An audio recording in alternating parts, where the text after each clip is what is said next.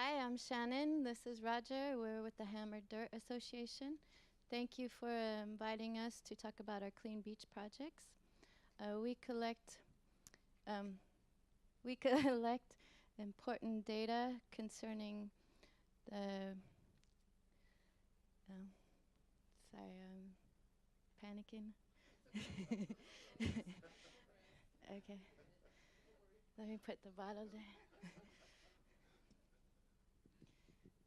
Okay, we collect critical data concerning the efficiencies of pollution mitigation strategies, and we provide the framework to develop necessary skills by connecting multiple comprehensive water quality studies within the watershed. All our projects begin with the removal and quantification of visible pollutants from the shoreline.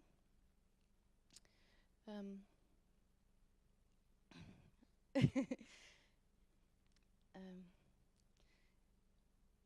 we develop, initially our participants develop the necessary skills to analyze and manage the data within the context of the global marine pollution problem. Once the baseline is established, the projects can evolve to include the interests and needs of local and regional interests and within the framework of the project series itself. Can you tell us more about the project series, Roger? Hi, we've identified 4 strategic areas and the tools that are required to develop environmentally sustainable models and increase scientific literacy. What's nice about this, it's not a border restricted. There's as much need here in Switzerland, actually, because we just did one about 3 miles from here. So there's as much need here as there is anywhere else.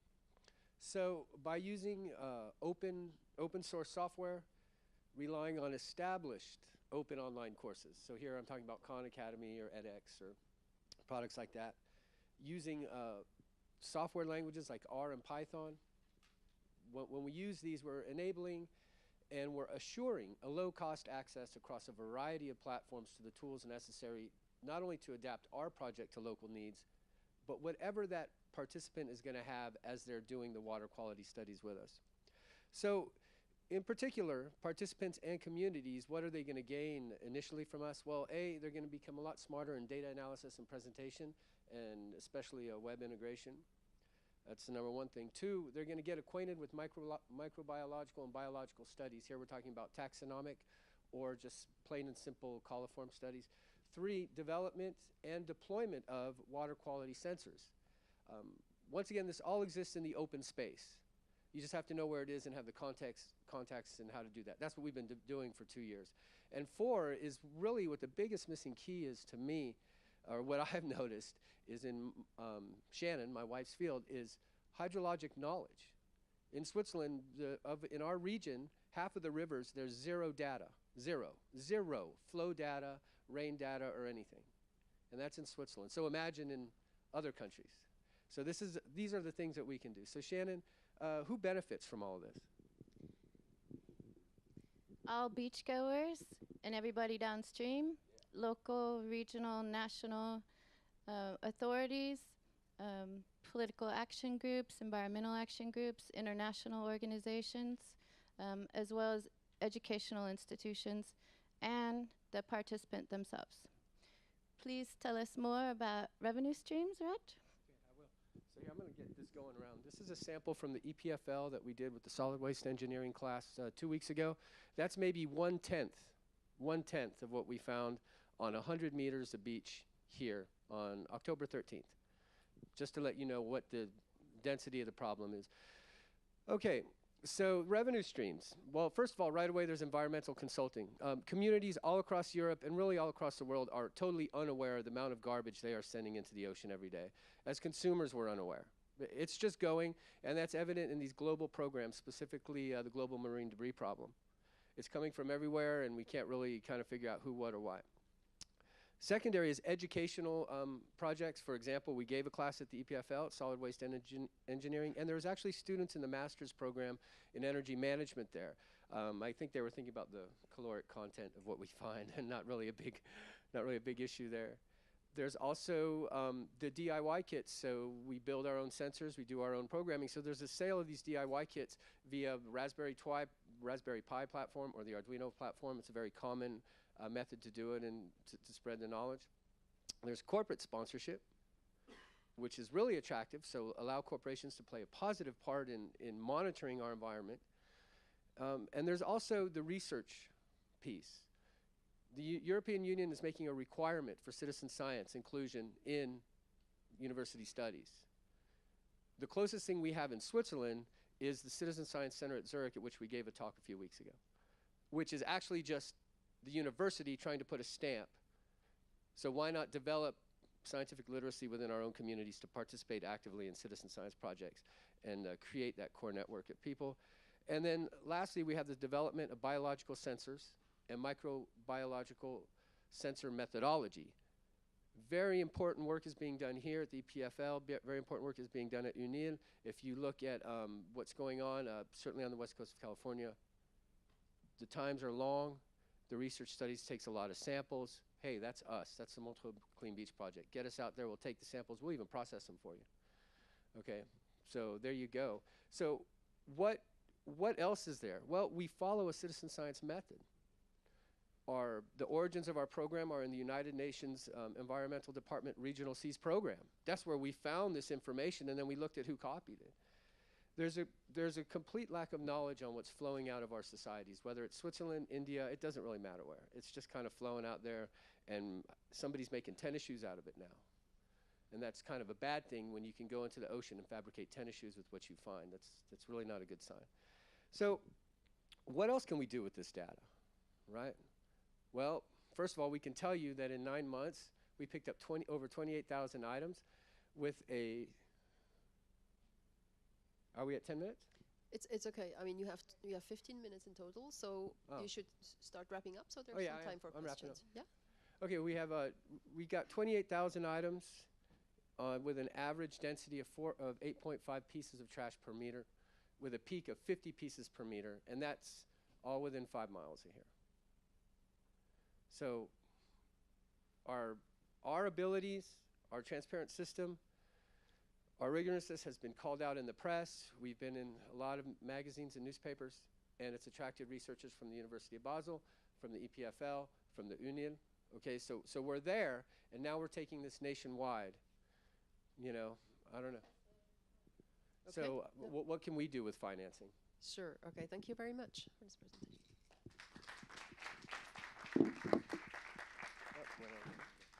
So I open the floor for questions. Are there any questions on this side? On this side?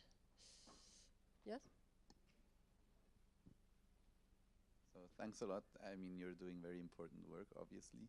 I can't stop thinking of the time that I was on a boat in Greece, where there was this label that said how many meters outwards of the beach essentially you can throw what kind of trash into the water. I think about 200 meters away you could throw everything except nuclear waste. So how are you addressing this side of the issue? Because yeah, you're concerned mainly of removing trash out, but there's a constant inflow, so you need to get the balance right. So are you working on that side as well? Can I answer it? Yeah. Well, there's a problem is that you don't actually know what's being thrown out there. I mean, this is the reality. Look at the bottle. If you can identify 50% of the things, that's great. So there's an engineering solution that's waiting to happen. So all of this data is not just kilos. We can tell you exactly how many of what object was found and how many per linear meter, which opens up this possibility of an engineering solution upstream. But the data has to exist for people at the EPFL to take advantage of it. And it also opens up the possibility for engineering systems being built into the stormwater systems to at least handle some of these pollutants that make up 20%, 30%. Some of these things make up 40% of the pollution, not only here, but worldwide. A little more to your question about why does it matter if we clean up upstream or or not, but 80% of the material is land-based. And here in Switzerland, we have the luck that we are at the source. So our water should be leaving clean, or as clean as possible, with the education, the technology, the richness that we have. We shouldn't be contributing to the problem. So I think if we can do it here, then you can export that technology, take it downstream, take it to the oceans, and that's how we'll solve the problem. I actually have two short questions. The first one, just to make sure that I understood properly, your main aim is to collect data, or is it to actually collect the stuff? Well, they actually go hand in hand when you do it correctly. So on our smartphone, we have our own app, and you can collect this data. You can clean up the beach, but what happens is, we all know, as is his question, so his question is essentially saying that there's zero value in a clean environment. And what we're here is looking for marketing solutions. But you need, for an engineer or a designer, they need to know what the problem is. And this lack of official data makes it almost impossible for anybody to find a solution. So yes, you want to clean up the beach, and you sensibilize a lot of people. I mean, how many people did we reach with the 30 students from the EPFL? These are people who are going to be managers, senior engineering managers. It's stuck in their head. And that's going to go out to their employees. It's going to go out everywhere. And when we go to elementary schools. So yes, it is to clean it up, but the data is central. It's key. It's key. Actually. Okay, thank you very much. And the second question is, because you spoke about biological sensors, yeah. And so you're mainly targeting like micro pollutant, like pieces of plastic and stuff like that, or because I think there is a monitoring of, for example, the water of the Le Mans Lake, Geneva's lake. There is a monitoring of biological quality, right. I think, or there is at least some publication saying that the no, quality sure of water there is actually quite good. Well, sure there is. So there's 123 beaches, and if you happen to go to a beach that's being monitored, then that means that it was monitored 4 times within the last year. So what we did was was to develop the skills internally of our organization, laboratory skills, data entry skills, the key skills required to run a laboratory. That was a pilot project, and we picked coliform and E. coli as a subject matter to do our own chromogenic media. We did the whole thing. Well, what we found out was, when you only do it 4 times, and then if you read the directive in the law, we avoid rainy days. Legally, we can do that. We can avoid rainy days, and we can avoid days when there's lots of pollution in the water.